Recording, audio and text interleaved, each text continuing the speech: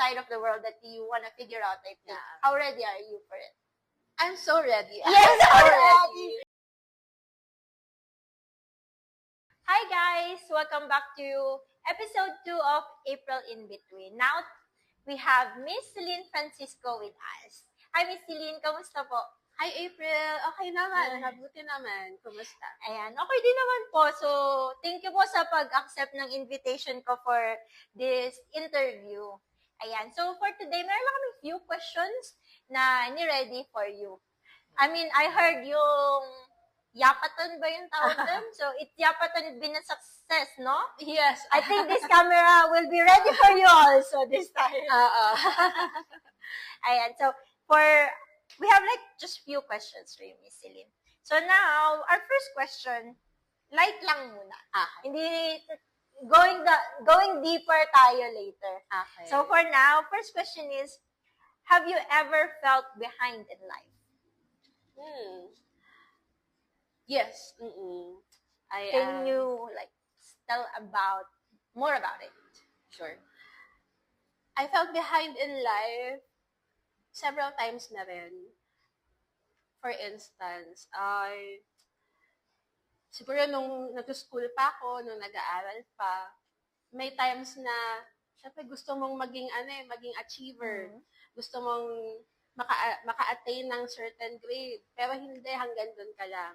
So, yung time na yon or yung mga years like nung high school, even nung college, may times na, in terms of academics, na-feel ko na behind ako sa life, particularly in academics. But in present time, are you still experiencing these types of feeling like you're being left behind?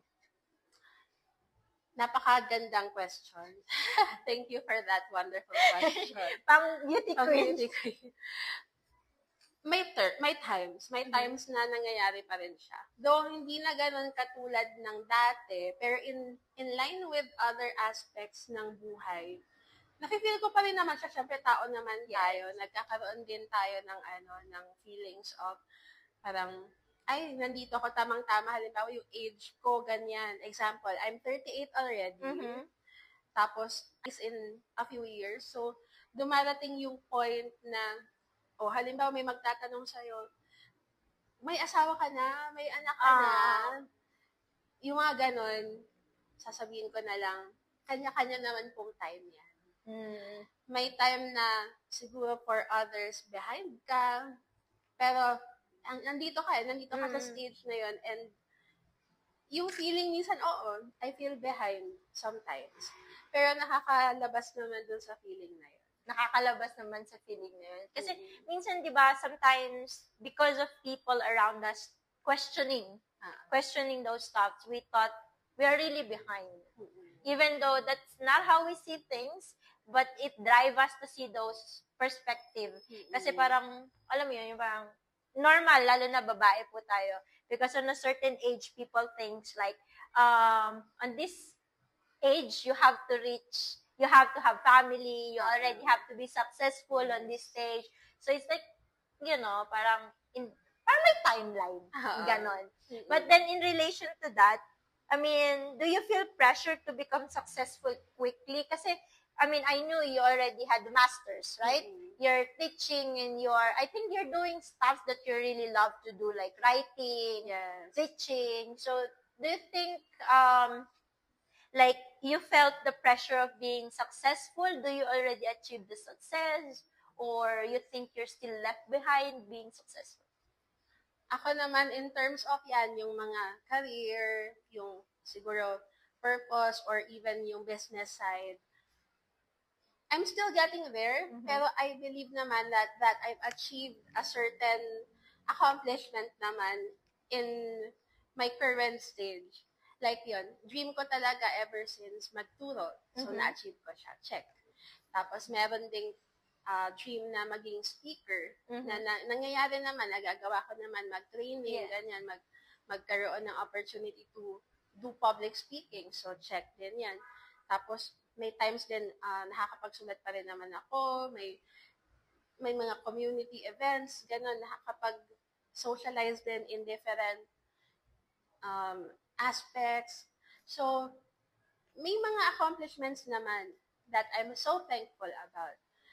May mga areas lang talaga ng life na hindi totally makukuha mo lahat. Yes, of course. Oo. But because, guys, honestly, me as a student of Miss Celine before in college, in university, I've seen her like a simple person.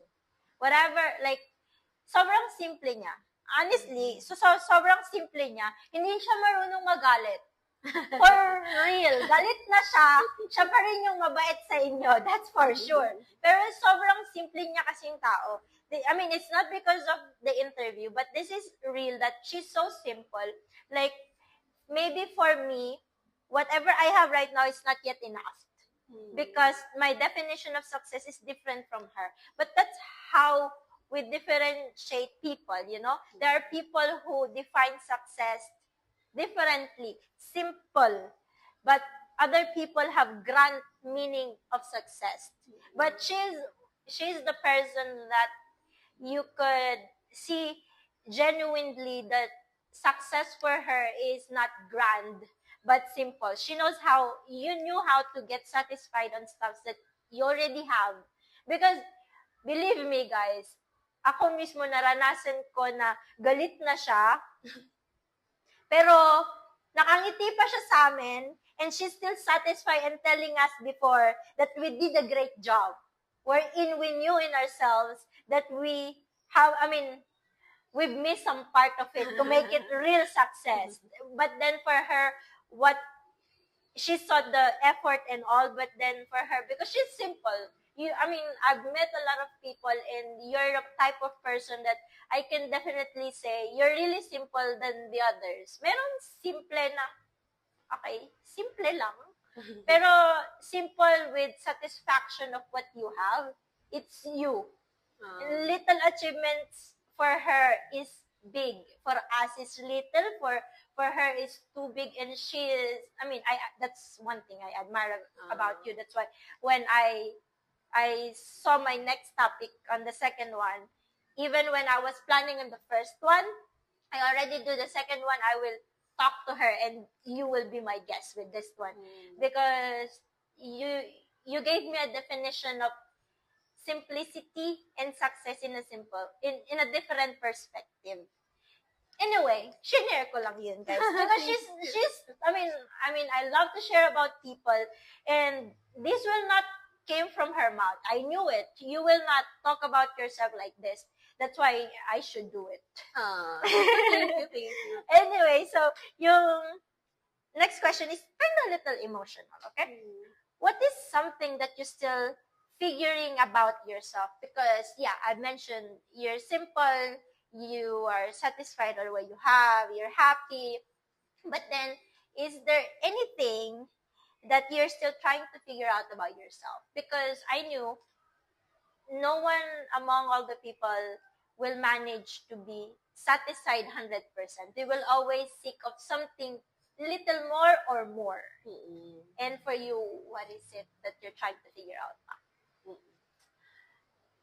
Siguro right now, it's something about yung other side of life na I haven't explored yet. Medyo vague pa, no? Pero yung relationships, I feel na gusto ko pang mapalalim yung mga relationships sa tao. Though I've been dealing with people for quite some time. A lot of students. A lot of people you train. Oo. Pero yung iba kasi pala, yung pagkilala sa tao on a superficial level than really digging deeper dun sa kailalim-ilaliman ng isang tao. Hindi lahat ng tao ma-achieve mo yun. Yes, that's true. And napakahirap niya. Even nga sa kapatid, sa magulang, sa pamilya, closest friends, hindi mo agad magagawa yun. Sometimes you thought you knew them already enough. But eventually, the more you bond with them, connect with them, you're gonna get to know more about them. Especially if you get into a relationship, like romantic relationship. Yes. Like, I believe people used to say, old people used to say, like, marriage is not like hot rice that once you put it in your mouth, you can, you know, because you get to know people more, especially if you're under the same roof. Yes. So it's like friends, di naman natin sila kasama most of the time sa bahay.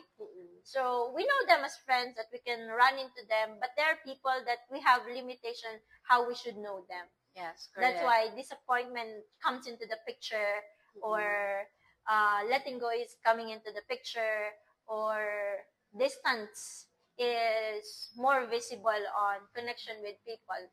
So do you think you're ready for this type of other side of your world? Because me, I knew the side of the world that you are into now, and definitely I knew which side of that world that you want to see. Yes. How ready are you to figure out that world? Because you're starting like socializing, I mean, exposing yourself, like the yapaton is a big step. It's a big step for her to take a video every day telling story about yourself. It's a big achievement. Me, I mean, I've been here most of the time, so to hide is really hard for me. I think that's the side that I have to figure out. But my side is the side of the world that you want to figure out, I think. Yeah. How ready are you for it? I'm so ready. Yes, so ready. So guys, single si Miss Celine, alam niyo na. Single nga po ba kayo? Yes. Yes daw. So, now, do you think social media affects how we see our timelines? Because I think I mentioned earlier that like there are like, you know, invisible timelines. By the age of like this, we should have job. By the age of like this, we should have house. By the age of like this, you already have our own business. By the age like this, you already have, maybe you're getting into marriage, have your partner, or building a family. Do you think that social media, since you're starting to get involved on this side of the world, I don't know that you want to see the other side of the world, but I don't know how these questions happen to connect with it. Yeah. But affects how, I mean, does social media affects how you see these timelines? There are times when social media would really affect me on how I see these timelines. For instance na lang, may kita mo naman yung friends mo, yung mga ka-age mo, yun nga, naka-achieve na sila ng certain something. Yeah. Tapos, makakompare mo yung sarili mo. So, yeah, makikita mo, pag visible yun, saya nila, parang na-achieve na yun. Pero, I would also talk to people, like my, mga ka-age ko din, and yung mga classmate ko before, like, ganun, na pag in-approach nila ako, they're at the stage na parang, uy, gusto kong matry. Pero they are at that stage when gusto nila matry yung experience ko. So, patas lang pala. Yes. Because we cannot get, I mean, I can say that we cannot get involved on the same side of the world at the same time. Because the side of your world is totally different on the side of the world that I try to get into.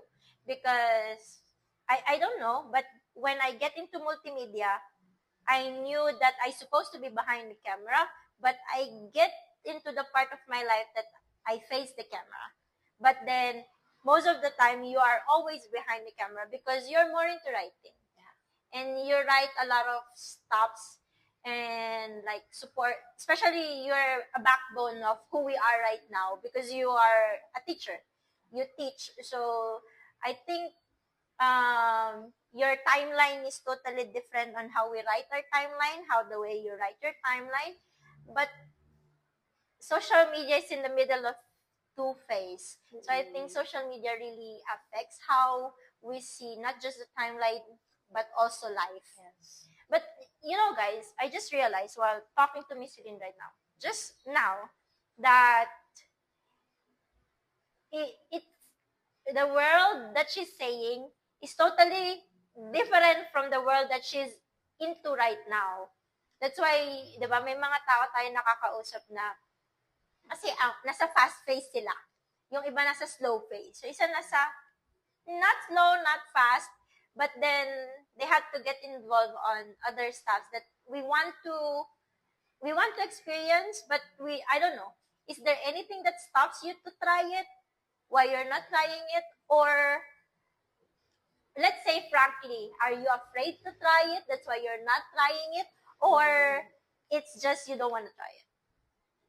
Marami yun no? Parang yung mga aspects of life na yun, even like, for example, relationships, I think I need to think things through first and consider several factors first before jumping onto anything. Though very siya, parang minsan naman pwede mo naman just go for it, diba? Parang sige, go lang. Pero maraming considerations Pero na-try nyo na po ba yung hindi i-consider, I mean, we consider a lot of things. Families, friends, people's voice, but then have you tried to disregard everything like that and just go and involve and try it? Have you tried that? Oo naman, Maraming times naman na later, sige, I'll go for it. Tapos mamaya, fail. I'll go for it. Fail. So parang, sige, this time, pag-isipan natin ng mas mabuti. Although there are times din naman na may isip ko, hindi, wag nating isipin yung maybe sasabihin ng iba. Sige, try mo na lang. Or kung magkamali, edi lesson learned. Ayun, may mga... Pero at the back of your head, there is your own voice like... Careful lang. Sige, ganon. But because, kasi minsan nasa personality din natin na kasi merong iba na, ako kasi nag-iisip pa din ako. Hindi pa rin ako yung tao na, okay, sige lang. I pause. I still pause. And I know you will always pause to think before you jump into something. But there are people who are really, they don't think, they just really literally jump on it. So, that, I think, I want to try that one. I never tried that, not to pause yet. Sometimes, even I pause, I fail. Even I think, I fail. So, I want to try to just jump and fail. At least I didn't waste time.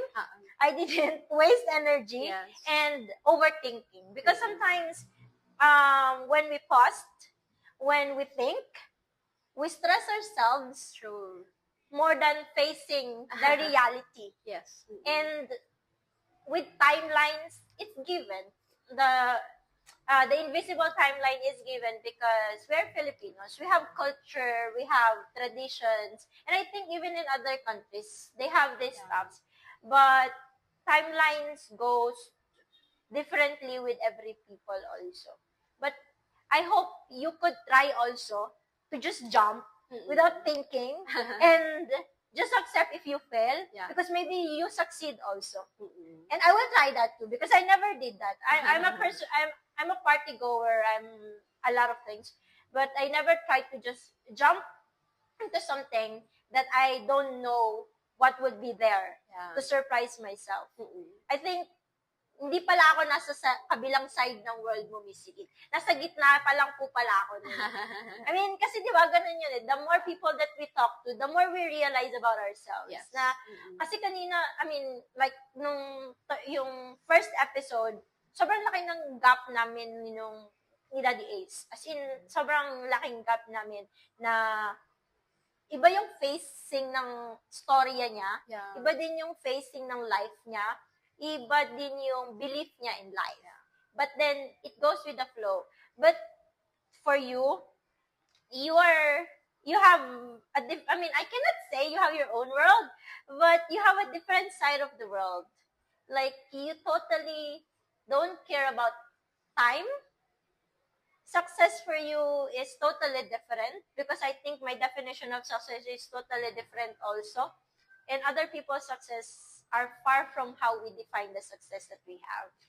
But then, for the version of yourself right now, so what would you tell the version of yourself that felt behind? Because sometimes we don't left behind people around us. We don't left behind friends.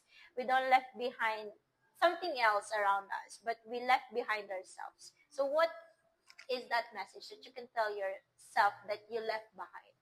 Okay. Siguro for myself na leave behind ko yung version of myself na nasa likod ko pa or nandyan sa past or maybe nasa future. I would say na thank you for carrying on. Hindi naging madali, yes. May mga challenges. And there are times pa rin na iniisip ko what could have been if hindi nangyari yon or what if ganito yung ginawa ko. But I know you're strong. I know you're resilient.